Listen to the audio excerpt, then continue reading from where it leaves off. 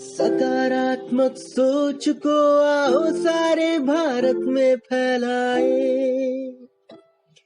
सकारात्मक ऊर्जा का आओ सब में संचार कराए।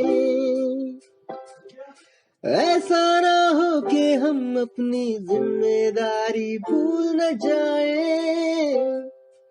क्यों इंतजार करें हम किसी का, आओ एक मशाल जलाए। वंदे मातरम। आरजेएस के इस सम्मानित मंच से श्रद्धांजलि श्रृंखला में हम श्रद्धांजलि देंगे बिहार के लेनिन कहे जाने वाले बाबू जगदेव प्रसाद जी को। बाबू जगदेव प्रसाद जी का जन्म बिहार में हुआ था 2 फरवरी 1922 को।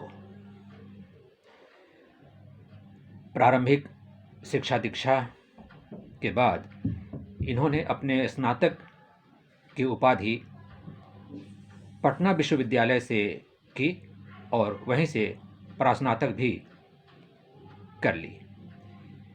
उसी दौरान इनकी मुलाकात वहाँ पर बाबू चंद्रदेव प्रसाद वर्मा से हुई और उन्होंने उन्हीं से कुछ राजनीतिक गतिविधियों के बारे में जानकारी लेनी शुरू की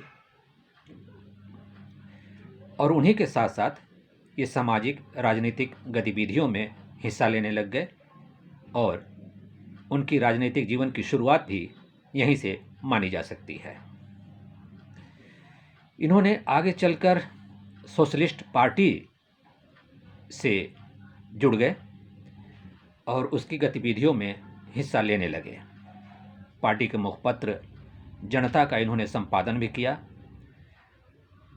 1955 में ये हैदराबाद चले गए और वहाँ से अंग्रेजी समाचार पत्र सिटीजन के संपादन में जुड़ गए। इस तरह से एक पत्रकार की हैसियत से इन्होंने ज़्यादातर उन मुद्दों को उठाया जो शोषित और दलित वर्गों से संबंधित होते थे। उनके बारे में सोचना, उनके बारे में बोलना, उनका नेतृत्व करना इनका स्वभाव था। 1967 में इन्होंने आगे चल करके शोषित दल का गठन किया और इससे पहले 1966 में इन्होंने कुर्था से चुनाव लड़ा।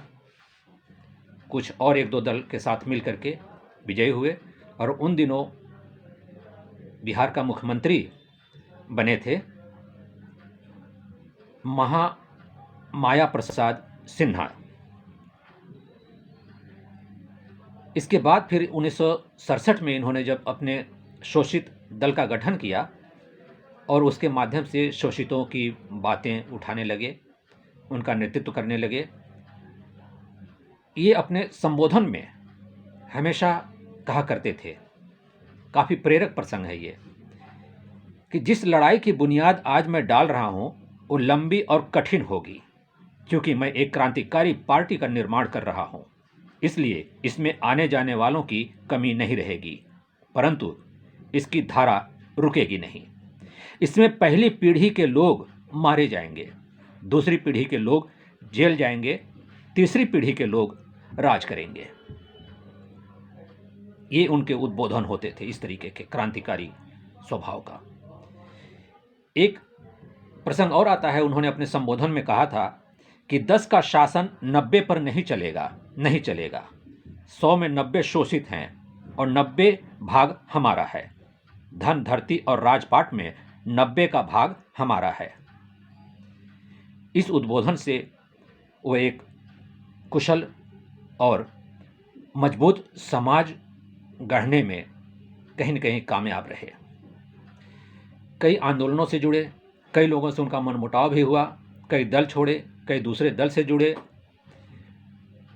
और एक आंदोलन के तहत 5 सितंबर 1974 को वो कहीं डटे हुए थे।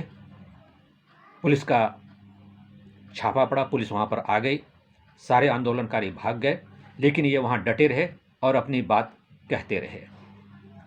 इस तरह से पुलिस ने उन पर गोली चला दी और गोली उनके गले में लगी। इस तरह से वो लहू से लथपथ पानी पानी आवाज़ लगाते रहे, लेकिन उन्हें पानी नहीं मिला। इस तरीके से उन्होंने अपना दम तोड़ दिया। ऐसे ऐसे क्रांतिकारी हुए हैं। आज इन्हीं क्रांतिकारियों में से हम इन्हें अपने इस मंच से श्रद्धांजलि अर्पित करते हैं। मैं मोहम्मद इसहाक खान, पॉजिटिव स्पीकर, दूरदर्शन केंद्र, दिल्ली।